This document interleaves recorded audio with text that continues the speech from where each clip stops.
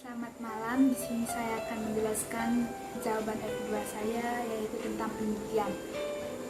Yang pertama itu saya bahas adalah menyusun garis besar penelitian. Itu terbagi menjadi dua, yaitu syarat-syarat dan bagian-bagian penelitian. Syarat-syarat penelitian itu terdapat 4 hal. Yang pertama itu peneliti harus mengetahui kepada siapa penelitian itu akan diberikan. Hal kedua itu yaitu dalam penulisan peneliti harus menulis dengan jelas. Lalu yang ketiga itu peneliti harus menggunakan bahasa yang komunikatif sehingga dapat dimengerti oleh si pembaca. Lalu yang keempat itu peneliti harus menyajikan kritik dan saran sehingga si pembaca mengetahuinya. Lalu yang kedua itu adalah bagian-bagian.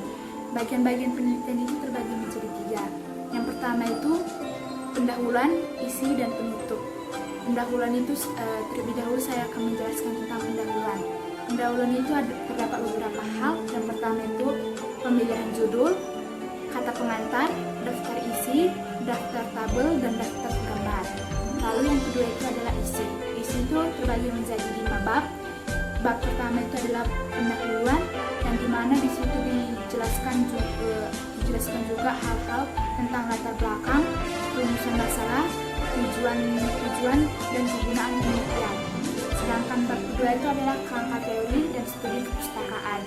Kalau bab ketiga itu adalah tentang metodologi, jenis penelitian, subjek penelitian, teknik analisis data, dan teknik pengumpulan data. Jika bab keempat itu adalah hasil penelitian, dan bab kelima itu adalah kesimpulan dan saran. Bagian ketiga itu adalah penutup. Penutup itu berisikan tentang studi tentang kepustakaan, indeks, dan lampiran. Lalu judul yang kedua itu adalah menyusun laporan sesuai kaidah karya tulis. Yang pertama itu adalah rancangan penelitian. Rancangan penelitian itu yang dimaksud peneliti harus memaparkan hal-hal apa saja yang dilakukannya dalam melakukan sebelum penelitian, seperti metodologi dan subjek penelitian apa yang digunakan oleh si penulis. Lalu yang kedua itu adalah pembahasan dan analisis data. Pembahasan dan analisis data ini terbagi menjadi 2. Yang pertama itu kualitatif secara stimulan, lalu yang kedua itu adalah secara kuantitatif, yaitu memperoleh data setelah analisis data. Lalu yang ketiga itu adalah kesimpulan. Kesimpulan itu artinya rangkuman seluruh materi dari yang dilakukan oleh si penulis. Lalu yang judul ketiga itu adalah mempresentasikan penelitian dalam bentuk diskusi. Itu terbagi menjadi 4. Yang pertama itu jenis diskusi, pelaksanaan diskusi, tahap presentasi, dan manfaat diskusi. Saya akan menjelaskan terlebih dahulu dari jenis diskusi. Jenis diskusinya ada 3. Yang pertama itu diskusi panel, spionase, dan seminar. Diskusi panel itu artinya diskusi sekelompok orang dengan membahas topik masalah sosial yang utama.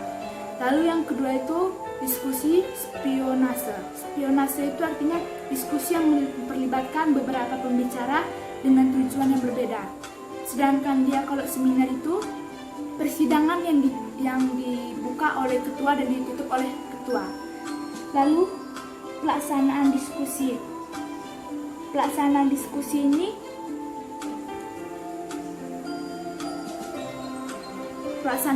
ini ada beberapa hal yang harus diketahui juga. Yang pertama itu kita harus menentukan siswa yang sebagai moderator, lalu siswa sebagai pemapar, lalu siswa sebagai notulen, dan siswa sebagai penangkap. Lalu ketiganya adalah tahapan presentasi.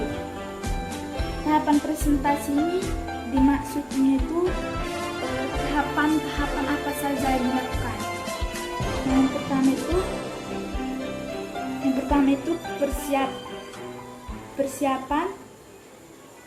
persiapan presentasian hasil dan manfaat.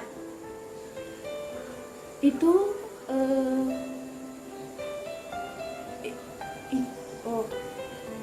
dari Persiapan itu yang pertama itu kita harus mengetahui tujuan dari presentasi. Lalu yang kedua itu kita harus menentukan tempat dan waktu presentasi. Lalu yang ketiga itu kita harus menjaga diri kita agar tidak gugup saat melakukan presentasi di depan orang banyak. Dan yang keempat itu kita harus mengecek peralatan yang digunakan saat presentasi. Lalu dari persiapan yang dimana maksudnya itu kita yang hal-hal yang diperhatikan dalam persiapan ini. Yang pertama itu persiapan alat audiovisual. Persiapan alat audiovisual itu yang dimaksud dengan kita harus menggunakan bahasa yang tidak terlalu panjang sehingga saat kita menerangkan presentasi itu tidak gugup. Lalu yang kedua itu data yang ditampilkan harus terlihat lebih jelas dan bahasa dan kata-kata yang digunakan harus dapat dimengerti oleh pembaca.